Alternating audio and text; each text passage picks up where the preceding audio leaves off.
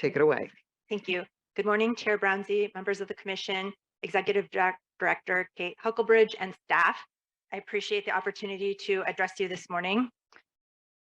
I know that you have a lot of difficult deliberations to make from this dais, and I appreciate your service to Californians. First slide, please. So while that's being pulled up, I will be celebrating my 5-year anniversary with the city of Huntington Beach this Sunday. And I only bring it up to mention that this project was already underway prior to my tenure with the city of Huntington Beach. The staff had been working with the applicant owner, Shop Off Realty, for 2 years prior to my commencement of employment with Huntington Beach.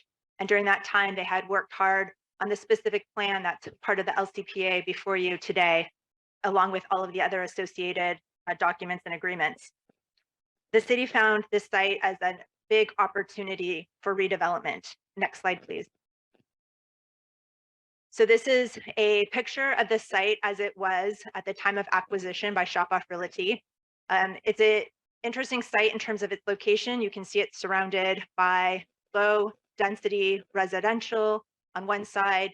It is, the perspective here is a little bit off, but Ascon, which is a former landfill, also is along the site, including the channel and wetlands. What you cannot see in this picture is that AES, a power plant, also is on one side of the site as well. So these tanks were no longer needed. They used to hold oil that serviced AES. The zoning on this site currently is public, semi-public, which allows for public utility uses, public institutions, but there's a myriad of uses that are allowed under that zoning designation. And the city doesn't have preferences of zoning. So this idea that it's primarily to service utility uses, all of the uses under the current zoning would be allowed today under the Certified Local Coastal Program.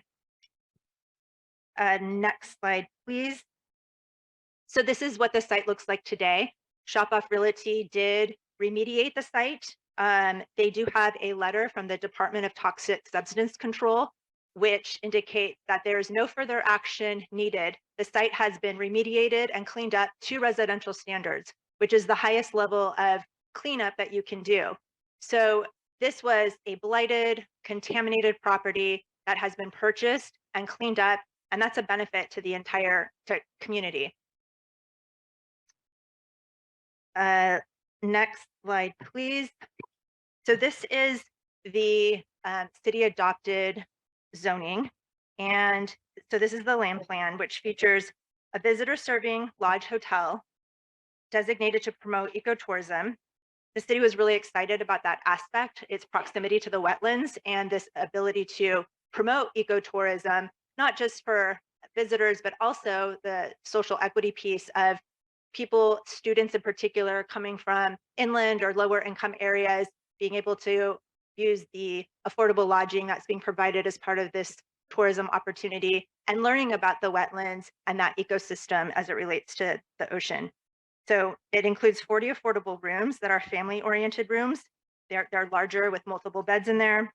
It also includes open space and parks to create coastal recreation opportunities, free public parking to facilitate coastal access, wetland interpretive programs to educate the public on environmental stewardship, and investment in the Huntington Beach Wetlands Conservancy science-based programs.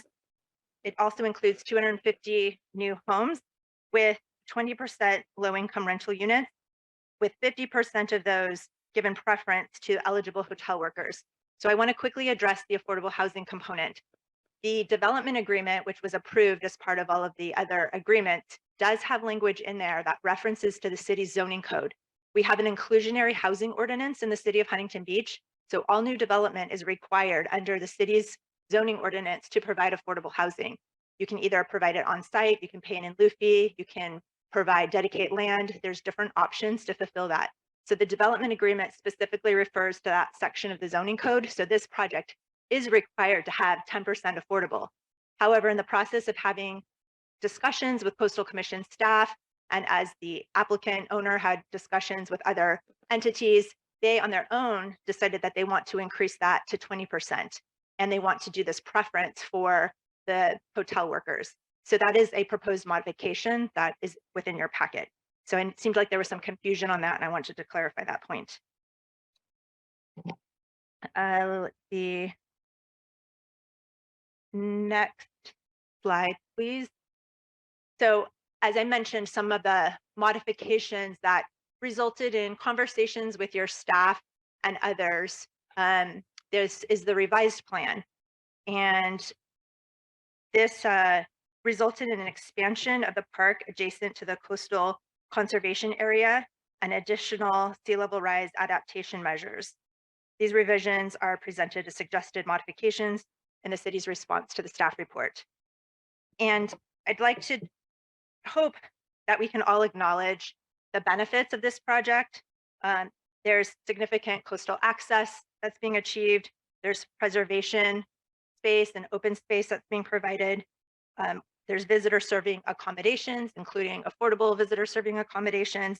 There's social equity components, as well as housing and affordable housing in the coastal zone, which there are not a lot of opportunities to provide this significant amount of housing in the coastal zone, particularly in Huntington Beach. Further, the state of California has a housing crisis. I think if as policymakers and practitioners, we truly believe that, there's trade-offs in policy that need to be considered. The city has a RENA of over 13,000, which is effectively over 20,000 once you consider no net loss. We don't have another site in the coastal zone that would provide this housing opportunity. And let's see, no, I think I'm still on this slide. So we have a couple of concerns in the staff report that I'd like to address. So one, in creating the land use plan before you today, the city and property owner carefully followed the commission's sea level rise guidelines. And with that, I want to indicate that there was a request that we submit that very draft document that was referenced in staff report to show that we are working on it. It wasn't even at the level of administrative draft. There's a lot of work that needs to be done on that document. So it wasn't really fair to have it weaponized to support a denial recommendation. It was simply meant to show that we are working on this, we take it seriously, and our city council recently did take an action for us to apply for additional grant funds. The project is stalled at this time because we ran out of funding. But with the incorporation of commission approved adaptation measures, the site is not vulnerable to the impact of sea level rise. In fact, in our opinion, that is not in dispute, and in the opinion of our professional consultants on this issue. The city does not support the recommendation in the staff report that this LCPA be put on hold pending commission of approval of a citywide LCPA incorporating a detailed resiliency plan. The city launched its vulnerability assessment and resiliency plan process 2 years ago, and even prior to that, as seen in the slide from staff earlier, and is diligently pursuing its completion. A preliminary draft of the resiliency plan was submitted to the commission staff in May, and as I just discussed, so I don't need to repeat that. Contrary to the position posed in the staff report, the city has no intention of acquiring private property anywhere in the city to implement adaptation measures. And respectfully, the city takes issue with the idea of a state agency identifying what properties we should condemn in order to fulfill this public purpose. The city already owns some land in this area. Next slide, please. We own 5 acres, very close, plus we have a fire station in this area. So unless the state's planning on providing funding for such acquisition, we would be better served as the local agency to identify what properties, where those properties are, in order to be able to implement adaptation strategies of the nature that were discussed. Let's see. Also, regarding the flood district, for sea level rise to pose a threat in this area of the city, the county flood control district would have to completely abandon their responsibility to upgrade the flood control infrastructure in response to an increased risk of flooding. There are tens of thousands of homes that these existing flood control channels currently protect from fluvial flooding inland. For over a century, the county flood control district has constructed improvements to the flood control channels in Huntington Beach. As recently as 2008, the county constructed improvements to the Huntington Beach and Talbot channels, which resulted in FEMA removing the segment of the city from the 100-year floodplain. It seems reasonable to expect the county to continue to provide flood protection for thousands of homes and critical infrastructure in this area. Next slide, please.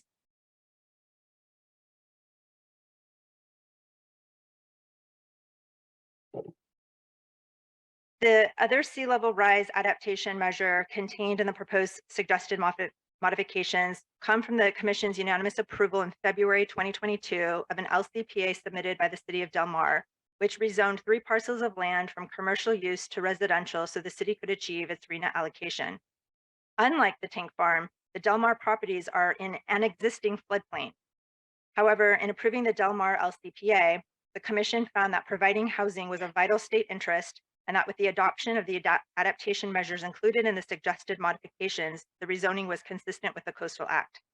We have those same adaptation measures proposed for this LCPA. The property is not in a floodplain, and the housing crisis hasn't abated. The city sees no distinction between the Del Mar LCPA and the Magnolia Tank Farm LCPA. Next slide, please. The city understands this is a complicated issue, that there's great importance. We do see the news articles, there are railroads falling into the sea, there are homes falling down bluffs and cliffs. Sea level rise is not an unimportant situation. And in Huntington Beach, we do have the sea level rise vulnerability. However, it's the majority, the more critical urgent issues are at the north end of our town, not at the south end of the town. Much of the hazard discussion for this report and many others under the Coastal Commission jurisdiction focus on sea level rise, but flood control would be a more appropriate description. It is when the flood waters for an entire inland watershed combine with sea level rise modeling projections that impacts are most likely to be experienced. Placing the responsibility of solving this flood control issue on individual cities, such as Huntington Beach, is not practical. All inland cities that utilize channelized flood control systems that drain to our coastline bear responsibility to solve the issue. Bifurcating our coastline into dozens and dozens of LCPs will not achieve the Commission's sea level rise protection goals. The solution should be coordinated and funded at the state and regional level, and holding individual projects such as the Magnolia Tank Farm up does nothing to solve the problem or protect our coast. Case in point, the flooding that was shown to you earlier in this area occurred prior to the channelization of the Santa Ana River and the expansion of the Prado Dam. There are no flooding issues today due to those improvements.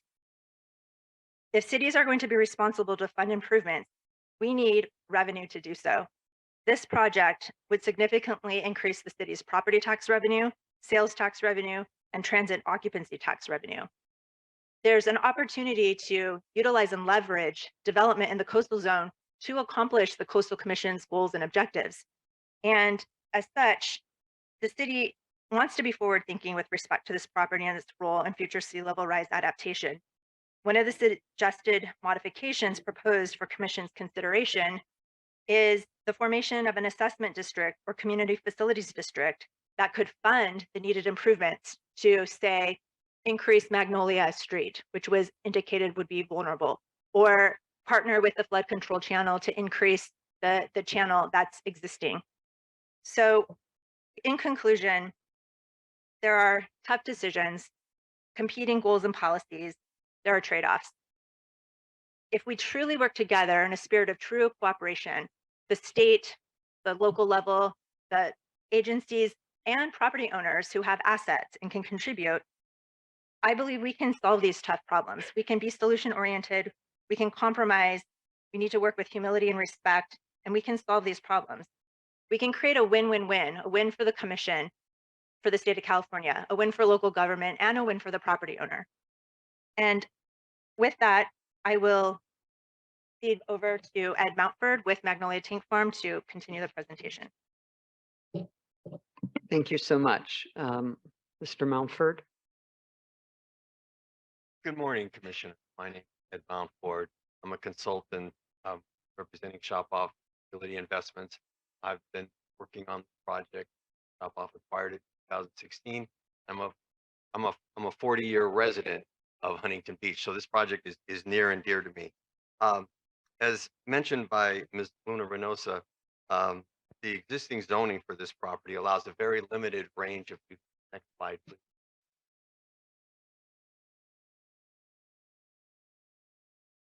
You can see from this list, which is the city zoning code, that none of these uses really achieve the goals and objectives of the Coastal Act in a meaningful way.